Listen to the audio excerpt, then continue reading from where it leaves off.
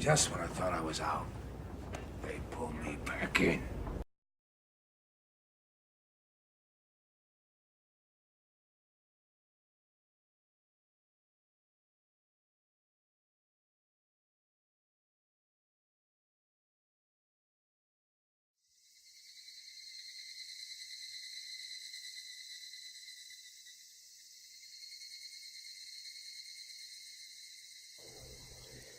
Here I go again.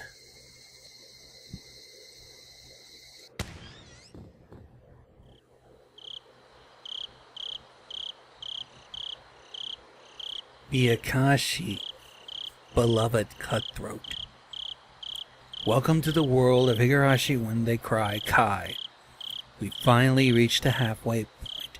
From the view of the protagonist trying to find truth behind the tragedy that unfolds. The difficulty is very high. It won't be easy to comprehend the motive of the perpetrator.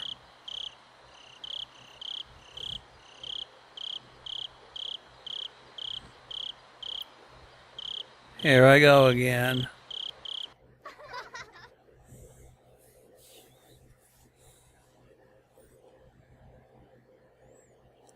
She dropped her beads in the sand, so the girl cried. For 100 years the girl searched the sands. They might be in the ocean, not the sand, so the girl cried. For 100 years the girl searched the ocean. They might be in the mountains, not the ocean, so the girl cried. How many years will pass? Well, I didn't get to see that. This work is for fiction? Yada. 7 keys were attached to the keychain. Without knowing which key was the correct one, I had to go by instinct to try every key one by one. On average, I reached the correct key within 3.5 attempts. I'd be fortunate if I could open the lock within the first 3 keys. And I'd be unfortunate if I didn't. I had to think of the worst case scenario, getting the right key only on the very last attempt. I fought with my nervousness. My head ached from it. I put the key in and turned it. I just needed to repeat that small procedure several more times, but I just couldn't stop shaking. Damn, even a 3-year-old can do something this easy. So am I more childish than a 3-year-old? Whatever, I don't care if I'm clumsy. I just need to try all these keys. Even in the worst case scenario, this lock will open on the 7th try.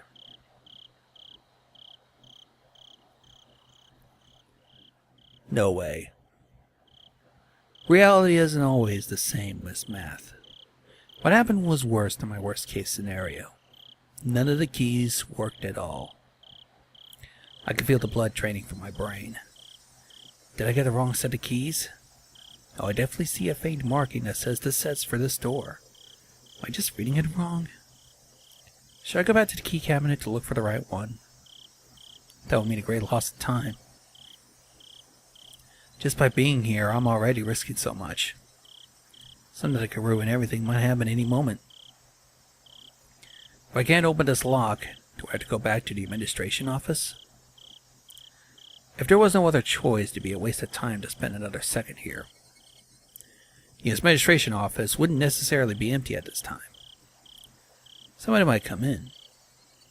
I won't be able to look for the right key if that happens. I stood up quickly as if electrified.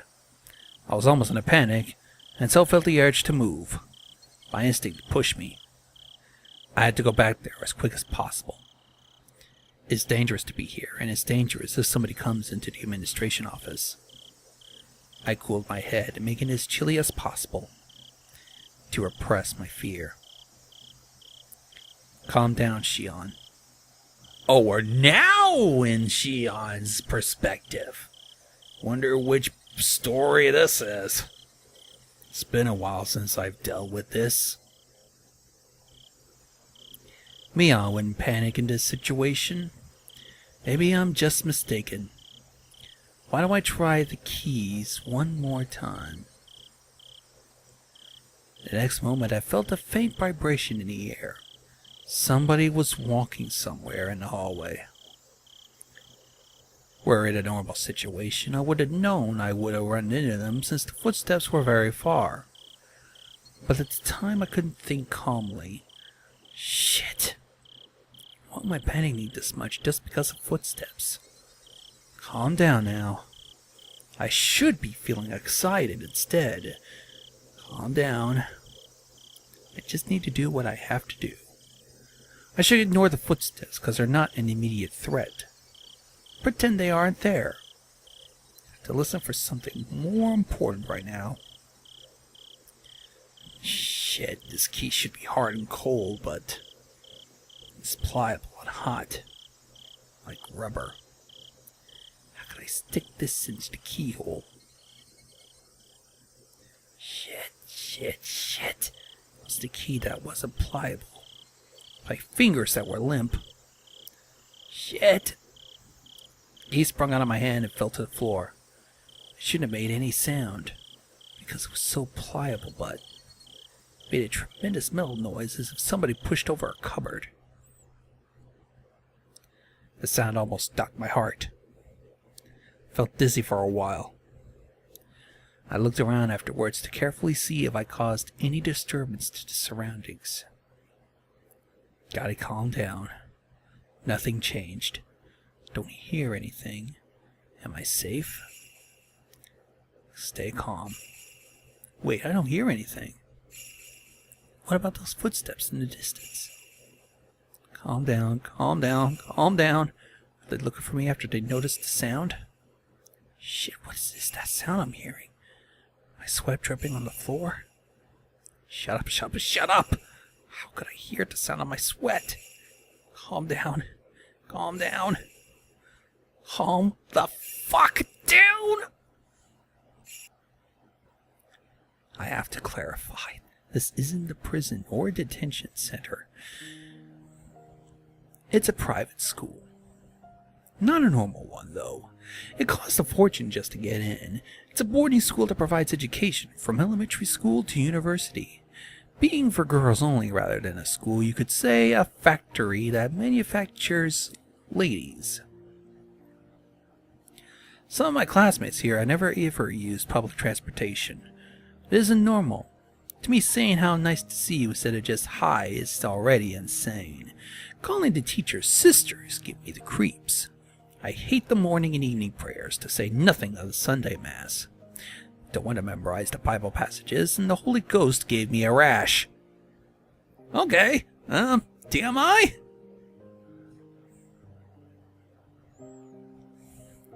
If I stay in this institution, that's what I call this place, for many years, I either go crazy or be brainwashed. Oh, you'll be crazy outside the institution if this is the story I'm thinking of. Most of the girls choose to be brainwashed, but I can't do that. After all, I was more impressed by the political schemes and international trade behind religious propagation than by the love of God in which the Bible teaches.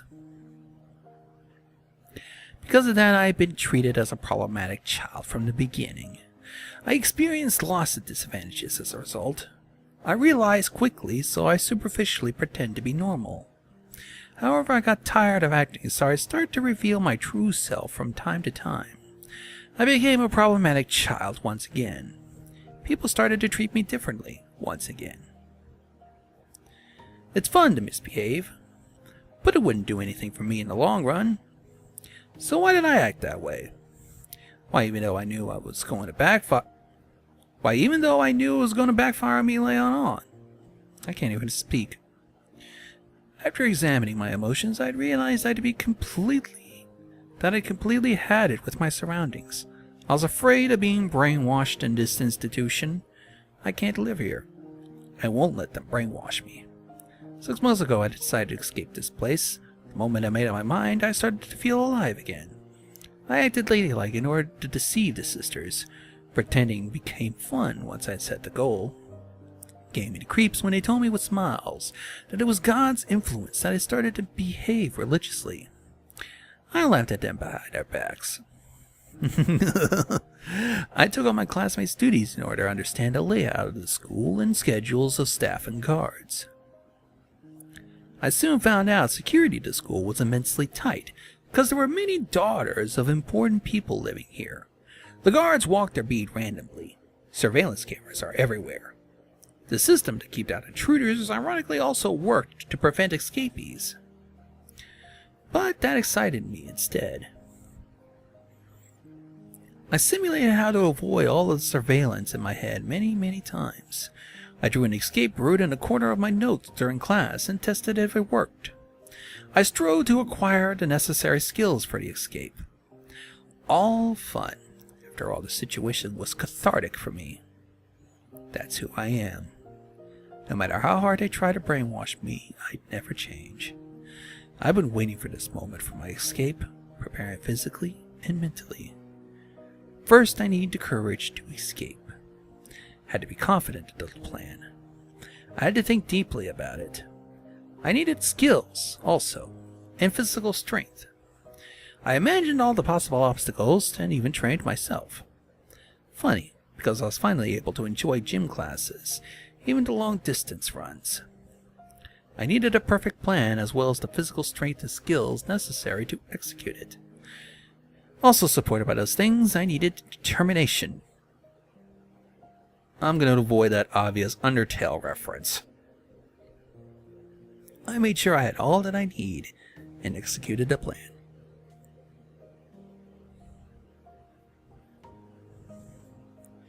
I decided to plant a seed in school before the appointed day.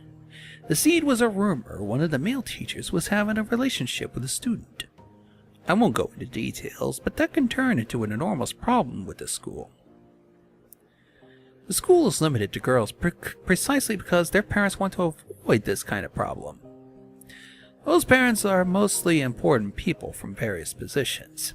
If the romance was a fad and leaked to the public, the principal will have to commit suicide to shame. In fact, even that might not be enough. In the world of girls, rumors can spread fast. Especially now with the internet. Especially when they're separated from boys and are obsessed with dirty thoughts. What the hell? I thought this was Higurashi, not a hentai. So this kind of rumor goes around relatively quick. The sisters try to get rid of that kind of rumor, warning the students not to be swayed. But apparently they're the ones who are most swayed by the rumors. Which means I managed to make them frugally deal with something shady without contacting families or the authorities. If I disappear in these circumstances, it'll look like I ran away with a teacher. All the male teachers will deny it, but the school wouldn't believe what they said so easily. After all, a dirty rumor is going around. By the time they find out about my escape, they eliminate all other possibilities, I'd be somewhere safe. I tried hard to spread that rumor that I was involved in the forbidden romance as widely as possible. The sisters questioned me a few times, but the romance was something I made up, and they couldn't find anything. No matter how hard I tried, they just couldn't find any evidence. 3 months, I was certain I created a solid foundation. I swapped after dinner duties with classmates so that I could adjust my schedule to this day. I was even able to fill them with suspicion about me by doing that. Now they've definitely suspected I ran away with a male teacher. Tonight was the night. I began my chores after dinner. Lights out, somebody will find that I disappeared.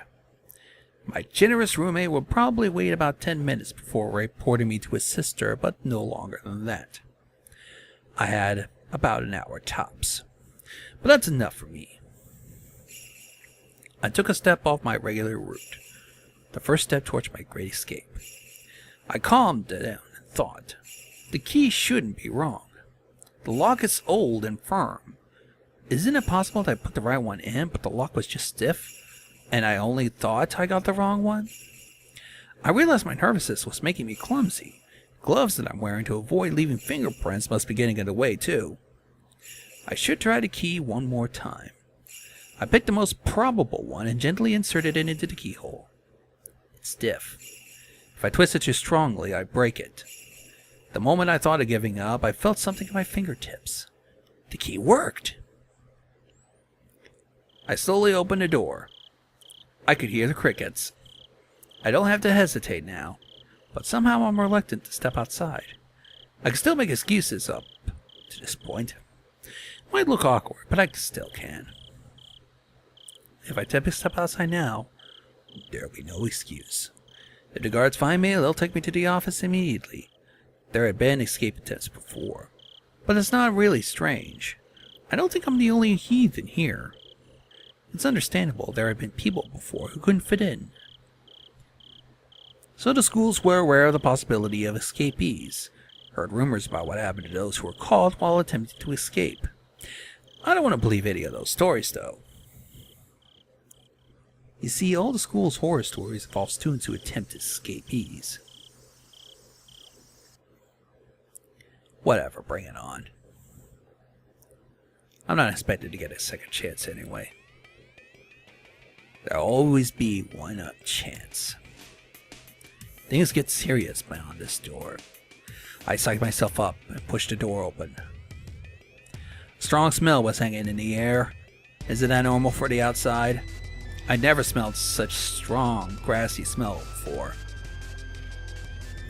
Is there something going on? Do I have to be wary of it? Should I go back and wait for another chance? That's silly. There's nothing strange going on. The smell is something I smell every day. I just wasn't aware of it. True, isn't it? Even though I pretend to be cool, I'm nothing but a nervous wreck. Calm down. Calm down, Shion. Can't believe we're dealing this through Shion's part. I can rely only on a map inside my head from this point onward. I researched the locations of all the surveillance cameras. I'm confident I'd be able to avoid all of them. But I'm not sure about the guards. They pick their patrol routes randomly, after all. I have to take a chance.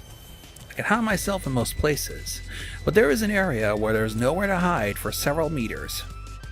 I concentrate to keep my senses keen. Well, I have to depend on my luck in the end.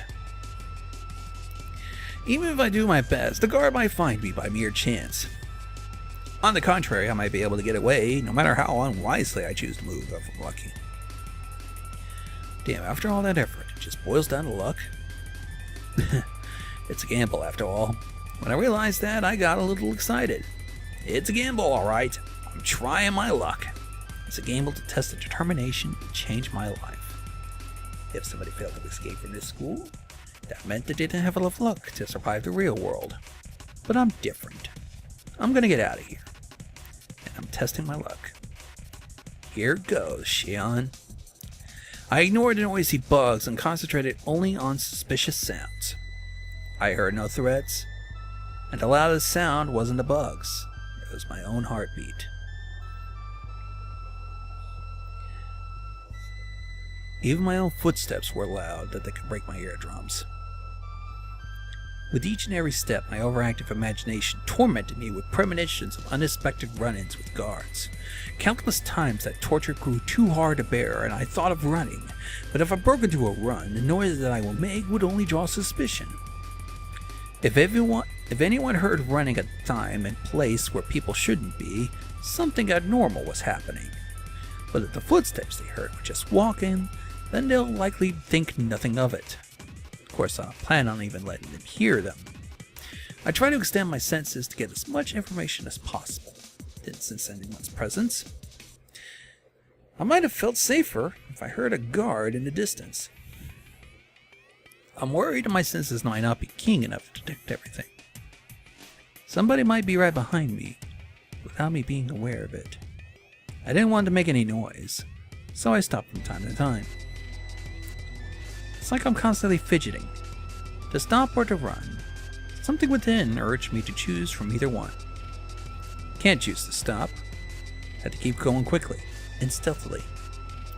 I'm already risking so much just by being here. Running, of course, would be absurd. I know that. The urge to run continued to bug me. My head was filled with those thoughts as I went through dangerous territory. I succeeded in passing through without running to anybody. Couldn't help but sit for a moment and exhale the rotten air from my lungs. My negative thoughts vanished quickly.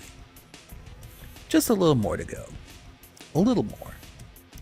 Through that brush over there is a fence that separates this place and the outside world. Once again, I strongly felt the urge to run.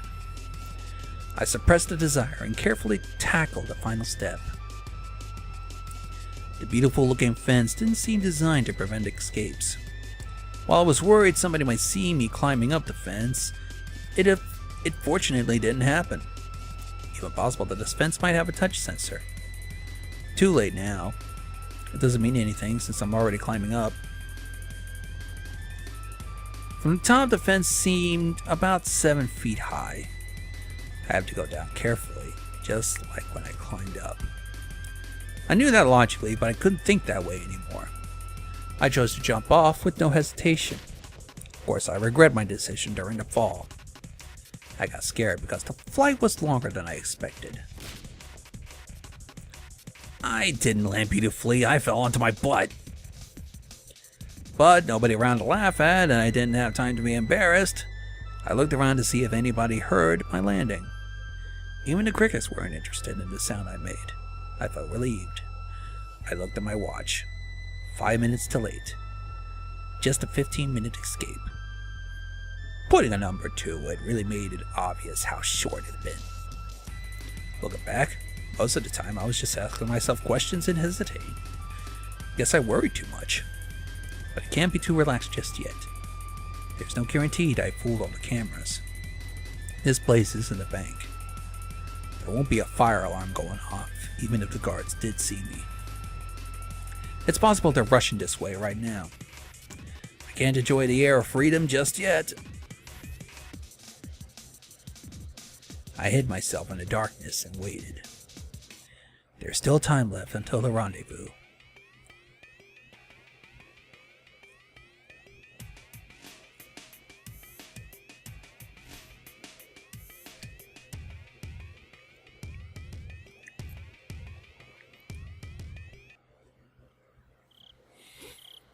I watched the school premise while waiting, but it looked like nothing strange was going on. The building was lit up, and the beautiful Western-style architecture made it hard to believe it was a school. It should be armed with electric wires, searchlights, guard dogs, like the prison that it is. I thought I experienced a surge of school memories in a situation like this, but it didn't happen. That sort of thing only happens when you have good memories. I have no good memories. There's nothing to remember. But if I could pick a series of images to recall, it'd be the luxurious dinners we had every night. So my memories would be nothing but international cuisine, Japanese, Chinese, French, and so on. What the hell? That's just too funny. I burst into laughter. At that point, I heard a car approaching. I crouched in the darkness. The plate number is the same as I was expecting. That's the car. I jumped out and rushed to the passenger's side, opened the door, and got in. Nice to see you, Shion. The driver was a man of early old age. He'd be angry if he heard me say that, though. Oh, God. So this is his bodyguard. In the flesh. He thinks he's still middle-aged. He looked at my face and learned that I succeeded. He smiled. The air feels so fresh. I want to eat a burger for a start. I heard they serve excellent food in the school, but I suppose you were served nothing but gruel, huh? No way. I was just kidding. Step on the gas if you have time to laugh at me. As you wish. Kasai really did laugh out loud. After telling me to buckle up, he accelerated. The cathedral-like school disappeared in the mirror in an instant. So quick, I didn't have time for a surge of dinner memories. Goodbye, lovely school days. I'm gonna fill my stomach with junk food from now on. Be careful. You might have a bad health problem with that.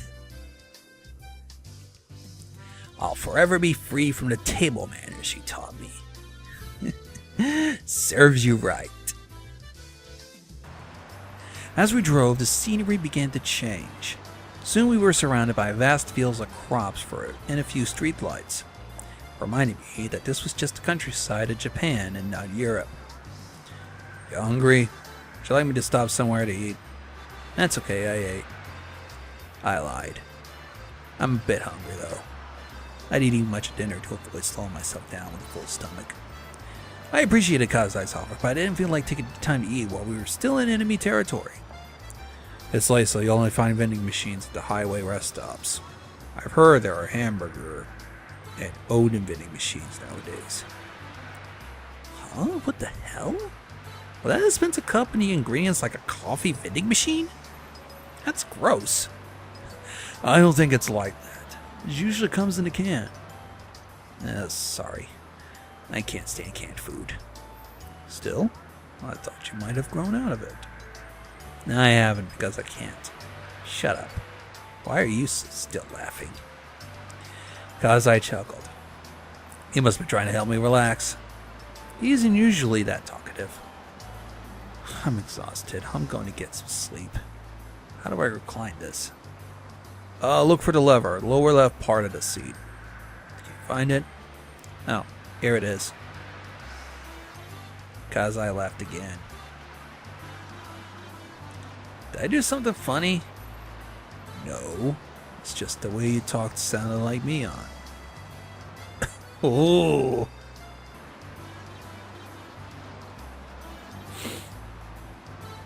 Well, obviously. Mion and I are identical twins. We're perfect copies of each other. When I react to something, so will she. When she reacts to something in a certain situation, I too react the same way. How's sis? I believe she's fine. I only see her when I bring your father to the family councils. That's right, she doesn't live in our parents' home anymore. She's living with the hag in Hinamizawa now, is she? She moved into the main house around the same time you started going to that school. I responded with disinterest, even though I was the one to ask her about her in the first place. The main house is where Oriyu, the current leader of the Sonozaki family, lives. That's my grandma, who I'd call a hag. But when we use the phrase the main house, it usually is more than just a dwelling. What Kazai talks about is the same thing. Did she change? You mean Mion? Yeah. I think she has to have changed if she's living so closely with her. He chuckled yet again. He knows I hate my grandma. I haven't noticed any changes. She's still the Mion you know. What about me? Did I change? No, not at all. Kazai responded quickly with a smirk. I haven't seen it for a while though, so it's not fun if he answers this quickly. I glared at him and he burst out laughing. You haven't changed at all. That's admirable, since you've been such a strict school for so long. Damn it. Laugh as much as you want. I'm going to sleep. There's a blanket in the back. Please make use of it. Thank you. I grabbed a blanket and rolled up in it. I'm exhausted, but I can't go to sleep. Strange. Or maybe not. I must be tired from the escape. It's just I'm still feeling tense. So I have to declare it once again, if only to calm myself. I'm sleeping. I totally am. Alright, that's the third time he said that. Do I have to give you permission to sleep? You're talking too much. I can't go to sleep if you don't quiet down. I apologize, Princess. I'll keep quiet now. This interaction of Kazai reminded me of the old peaceful days of Okinomiya. I don't recall how... Well, I don't really know if I could call those days peaceful. We were in the middle of the damn protests back in... Yeah, I'm sorry. Let me restate that again. We were in the middle of the damn protests back then, after all. I really cannot speak English. We all united together, and now that I think about it, we pulled a lot of pretty dangerous stunts. If the authorities ever found out what I did, I never escaped going to juvie. At least half the people in Himizawa would be off in prison. We didn't think of them as criminal acts. It was, well, a war. It might also have been a festival. A festival where every person in there joined together in protest. A struggle, but it was also fun. It was fun to throw stones at the SWAT team with everybody. We had ourselves in somebody's home when they chased after us. We'd even go crowd around the police station demanding the release of the arrested comrades. When we snuck into a construction site and sabotaged it, it felt more like we were playing at war than conducting one. I was so excited back then. I felt united with my fellow members, even though they were strangers to me, and that memory warms my heart. The way it felt back then was like helping everyone to carry a sacred palanquin through the village, getting all sweaty and exhausted together, till we all collapsed face first on the ground and shared our excitement and cheers with the unfamiliar faces over tea. I was just a kid back then. I remember accompanying young men who worked for my dad out of the village to do various bad things. I was arrested a few times. Didn't feel any different, though, than when I was called to the teacher's office for forgetting my homework. The other villagers were furious about the damn project, but for those of us who were kids at the time, it was a pretty fun memory. All that came to a sudden end a few years ago. It wasn't only the power of the protest that ended the project. The Sonozaki family and my dad's organization had worked secretly in the shadows. This is top secret information of the Sonozaki family. But it's said they may or may not have kidnapped the Minister of Construction's grandson in order to blackmail him. The grandson was found a few days after the abduction. He was found in the mountains of Higurashi. He didn't simply disappear. He wasn't demoned away. Some kind of deal was made secretly. A year after that, the plan was halted indefinitely. The police suspected the villagers' involvement and investigated, but they couldn't find any leads. The villagers never betrayed each other. They didn't do anything to protect their fellow man. They fabricated fake alibis, fake evidence. It was very easy to deceive the police. Good. The car suddenly shook, snapping me out of it. Must have hit a bump or something. I realized my expression was very happy for some reason. I must have been looking forward to going home. Shion, are you awake? What is it? Would you like me to take you to the house of Okonomiya? Where else would you be taking me? I answered straightforwardly with a frown, because I chose to reply straightforwardly. It was the family head who decided on your enrollment in St. Lucia, and you ran away from there. You do understand the situation you're in. The school the hag chose didn't fit me, that's all. Shion? I know. Shut up. As the head of the Sonozaki family, the hag's decisions are absolute. They're nothing like the 3-second rule. Worse, the decision to confine me into an academy far away from the Sonozaki family was made before I was even born. Shion was the name they gave me. My sister Mion had a character that meant demon in her name, to signify she's the successor of the demons. She will be the successor of the Sonozaki family and of the demonic bloodline. My name has a character that means temple. I was destined to take the veil and be confined to a temple. Thinking that reminds me how much I hate the name of mine. For starters, the person known as Shion is an abominable being to the Sonozaki family. Because it meant the family had 2 heirs. I don't have to cite the countless historical examples to explain. It's easy to imagine how that could prove troublesome for succession. According to long-held family traditions, one twin was to be strangled to death right after birth. Unbelievable, isn't it? Well, that meant I had to be grateful just to be alive and breathing to this day. I heard the hag put her hands around my neck right after I was born. Don't know what exchange took place at that moment. Maybe a brave relative of mine managed to get her to stop. Or maybe she was in an extremely good mood that day. Then don't try to strangle me. We're twins. No apparent differences between us. But the first one out of my mother's stomach was Mion.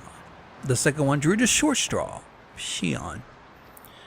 Everyone else was desperate to tell us apart, but we sisters just found that awfully ridiculous. There wasn't any difference between us.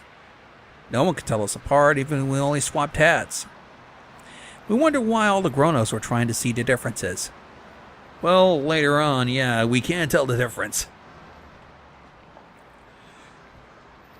Well, the fun as twins didn't last forever. One day they created an undeniable, clear distinction between Mion and Shion. Mion went to the main Sonozaki house to live with the hag and to learn how to become the successor, and I was to be confined at St. Lucia's, or Lucia's. How do you pronounce that? I have no intentions to cis inheritance.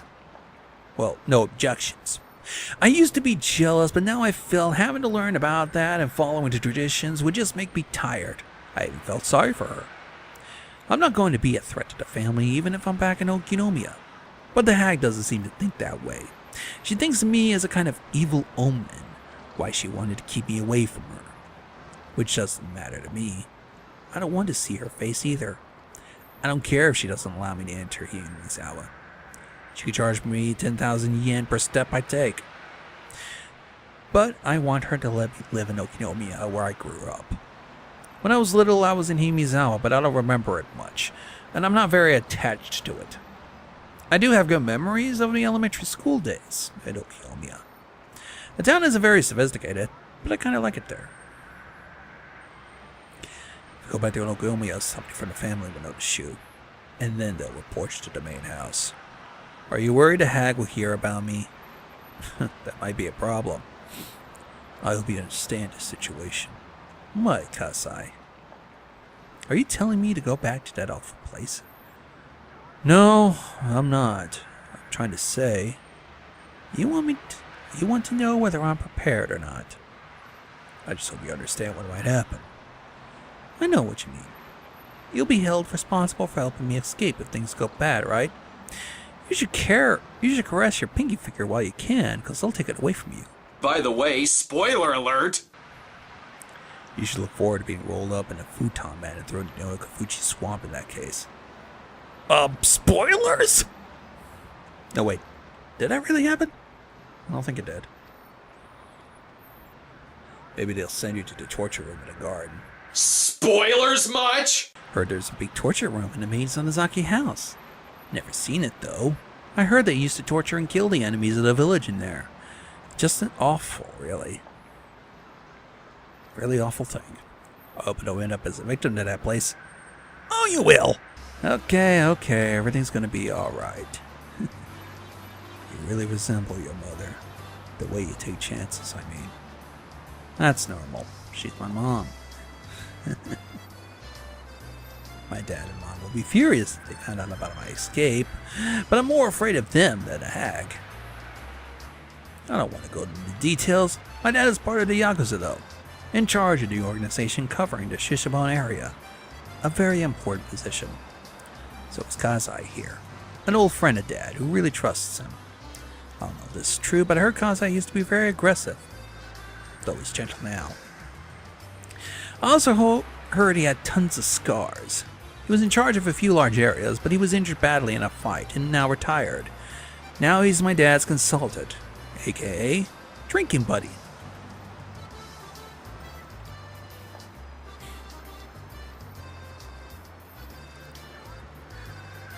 He was my caretaker in my childhood, and I feel like he's now my butler.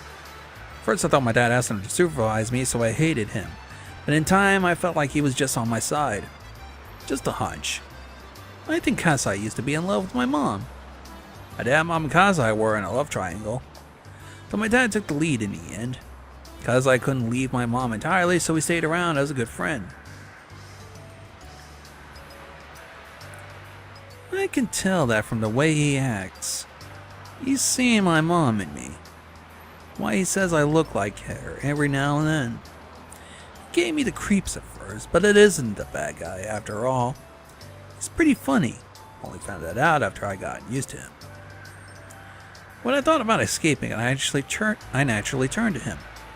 Contacted him in an early stage of plan and arranged to meet him today. You could call him a conspirator. It's not surprising he's worried about my return to Okinomiya. Concerning rules and traditions, cutting off his pinky finger isn't too far from reality. I might be rolled up in a futon, man, and thrown away in the swamp, for real. Even so, there's only one place for me to return. I'm going to Okinomiya and nowhere else. It's my hometown. This might be a kind of homesickness, but I don't care what it looks like. So what are you gonna do? Sonozaki family is everywhere. I'll lay low for now. If somebody sees me, I'll tell them I'm Mion. Then what?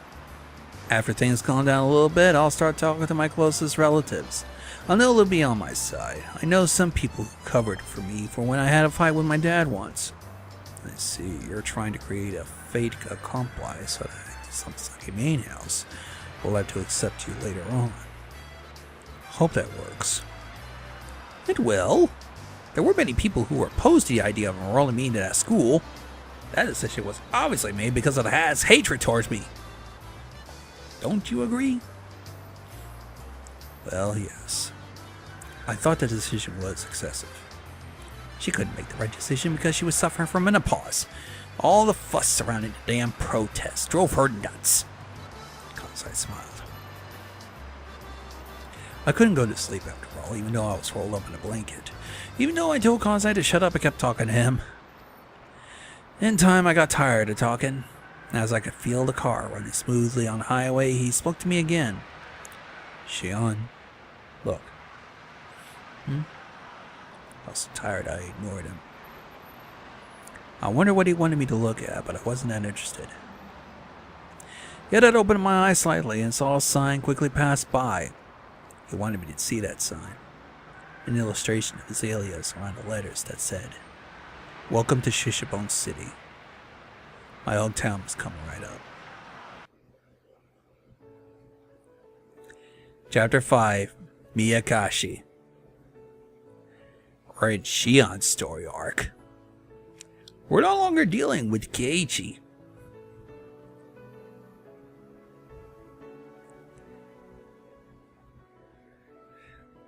Fucking glad too. It was a bit of a difficult one. But unfortunately we'll be still dealing with him. As long as the other ones. Mion, Rika, Rena, and Sadako.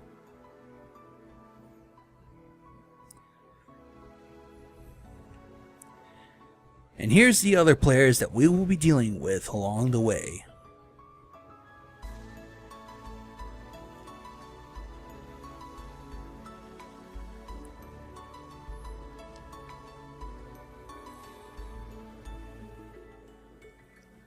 So yeah, here I fucking go again.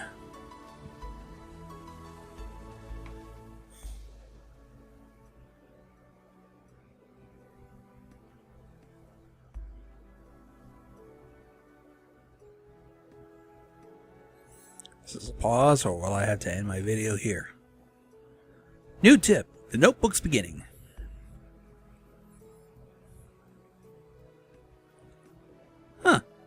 Well, I guess I'll end the video here. Let's view it.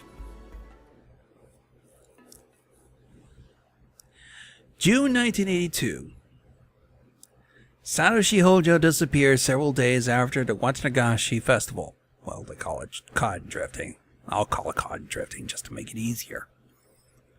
3 possible reasons for the disappearance. One is it was an accident. Dead bodies sometimes end up in irrigation channels a few months after hit-and-run accidents.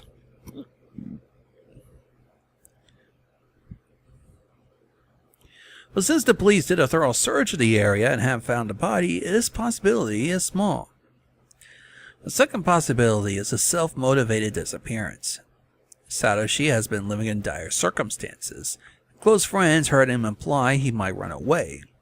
The police thought he skipped town after killing his aunt. It seemed plausible considering that aspect. But the police arrested another person for the murder, so the hypothesis must also be considered false. Last possibility, he was involved in a series of mysterious deaths in Iizawa called Curse of Oyashiro. He fell victim to it and disappeared. Unless Oyashiro's occult power is actually verified, the curse may be the act of humans. It's only natural to assume Satoshi was made to disappear by someone's will. So the question is, whose? The possibilities are quite limited. The culprit is either a member of the Sonozaki family, a member of the three families, or one of their many relatives. Police can assume that easily. They need to think beyond that. Who did it? How did it happen? And why did it have to be done? Why did Satoshi fall victim? What was the motive? Who gave out that order? And who actually did it? The mastermind, the culprit, and the truth. All are in reach of my grasp. Maybe I'll find them right behind my back. But even so, I can't reach everywhere. There are parts of my back I have to make an effort to reach, clenching my teeth and cracking my joints so that the tips of my fingers can barely touch them. The truth is hidden in places like those. I'm writing this because I need to organize my thoughts and memories. Nobody will read it other than myself. But if somebody does, that means that either I threw these notes away as I no longer needed them, or I fell victim to the curse of Oyashiro in the middle of my attempt to solve the mystery. If it was the former, that'll be fine. If it was the latter, please, I want you to help me. Help this powerless young girl. Powerless young girl? I wonder who that could be. Maybe we'll find out later. Right now, I'm just going to save.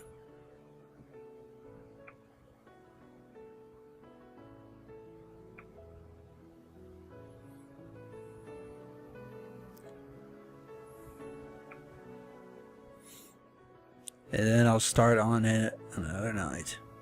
It's like almost 1 in the morning.